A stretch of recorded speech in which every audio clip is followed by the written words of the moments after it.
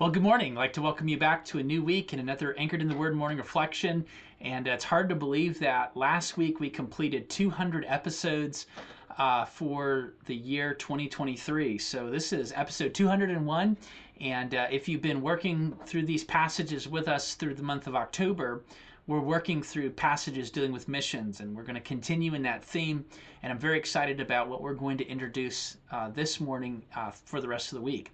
So if you have a Bible, please take it. Let's turn together to Matthew chapter 16, and we're reading verses 13 through 19. And we're going to take a couple of minutes to look at some introductory thoughts. Here's what it says. And when Jesus came into the coast of Caesarea Philippi, he asked his disciples, saying, "Whom do men say that I, the Son of Man, am?" And they said, "Some say thou art John the Baptist, some Elias, others Jeremias, or one of the prophets." He saith unto them, "But whom say ye that I am?" Simon Peter answered and said, "Thou art the Christ, the Son of the living God." And Jesus answered and said unto him, "Blessed art thou, Simon Bar-Jonah, for flesh and blood hath not revealed it unto thee, but my Father which is in heaven. And I say unto thee, that thou art Peter.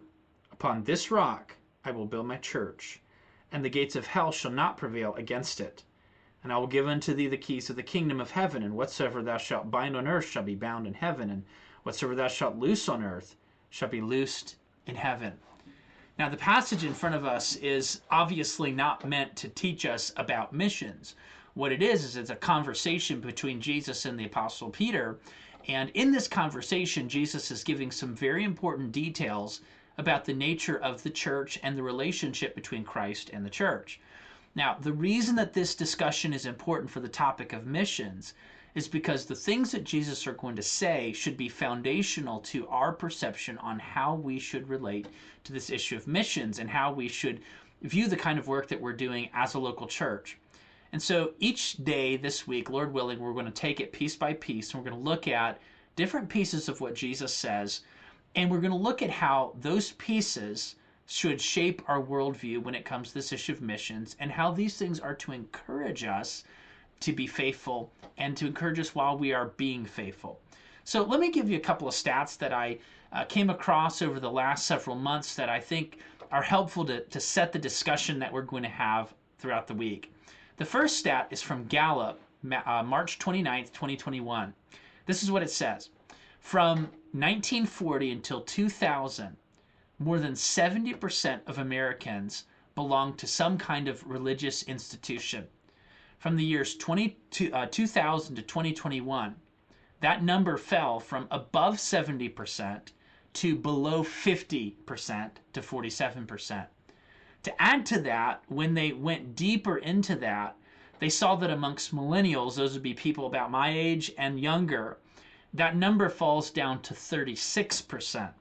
So it used to be above 70%, dropped below 50%, and among those who are in their 30s, maybe up to about 40 years old and below, these individuals are going to church at a rate of about 36%, much, much lower than what had been the typical average for people in the United States just 20 years ago. If you go even further, that they found in a poll cited in 2022 that only about 20% of Americans attend church, some kind of religious service, on a weekly basis. Now, what this tells you is that religious thinking has declined drastically in the United States. This country is a far more secular nation than it used to be. And most Christians who look at this, they're very worried about how the church has lost its influence on the culture. We can see this in the way that people vote. We can see this in the kinds of discussions that we're having in our culture. We can see this on so many different levels. And the fact is, it's very painful for us as Christians, knowing what our nation has been and where it once was. It's very painful to see our society descend into a very backward, self-defeating, hedonistic kind of a culture. It's painful for us to see that evil is being perpetuated and celebrated on many levels within our society. It's frustrating to see people embrace things that are lies that ultimately are breaking apart the foundation of our society. It's hard for us to watch the state of American Christianity.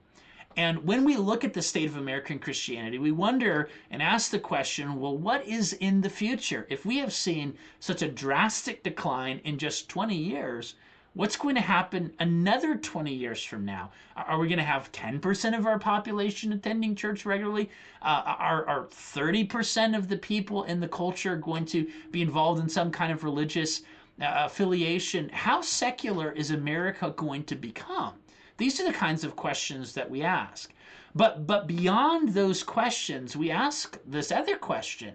How are we as Christians, how is the church supposed to relate in a culture like this?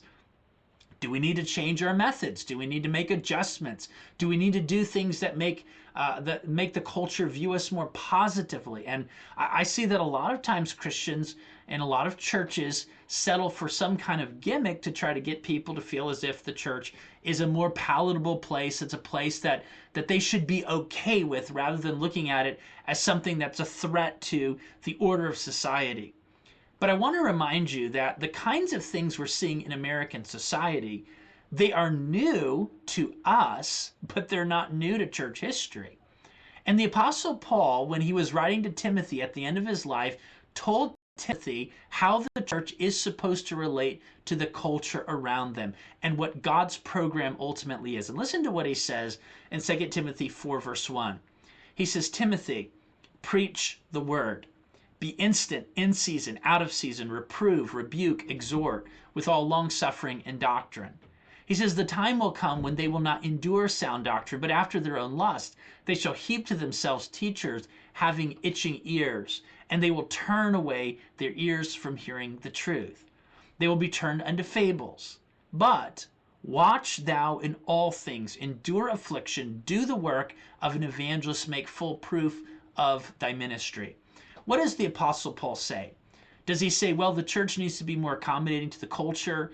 Some of the areas where the culture looks at the church and says, you're too strict, you're too rigid, you're too inflexible, you're not open enough to other people of other belief systems and other ethics. Is the church supposed to accommodate that? The answer is, of course not. What the church is supposed to do is it's supposed to proclaim the word. It's to preach the word in all seasons. It's to be willing to endure affliction because the church is going to come in conflict with the culture around them. It's to do the work of an evangelist. It's to recognize that the church needs to reach into the lives of unsaved people, proclaim the gospel so that people are converted and they become a part of the body of Christ. And in fact, those believers' lives are transformed by the gospel and they grow as disciples of Jesus Christ. In other words, he says it's true that in the last days people are going to be callous to the truth. It's going to be a tumultuous time, and you'll have no ability to actually control or change the culture around you. But what is also true is that God's method is timeless, and it is built upon the things that we're going to talk about this week from Matthew chapter 16 and the things that Paul talks about in this text, 2 Timothy chapter 4. He basically says, Timothy, get back to the basics. Be faithful, endure, preach the word, be a committed Christian who is giving the gospel so that God can work through that. And so this week, what we're going to ask is, how are we to do this? What is the spirit that should drive this kind of faithfulness? Should we be a discouraged people or should we be an encouraged people? That's where we're going throughout this week. So I hope that you'll join us this week as we go on this journey through Matthew chapter 16. I hope that you'll encourage others to come on this journey with us, because I think that there's a lot that we can all learn together, we can be reminded of together, and God can use to encourage our hearts as we do the work of ministry. Lord willing, tomorrow we'll meet again for part number 2, and I hope that you have a great rest of your day. Bye now.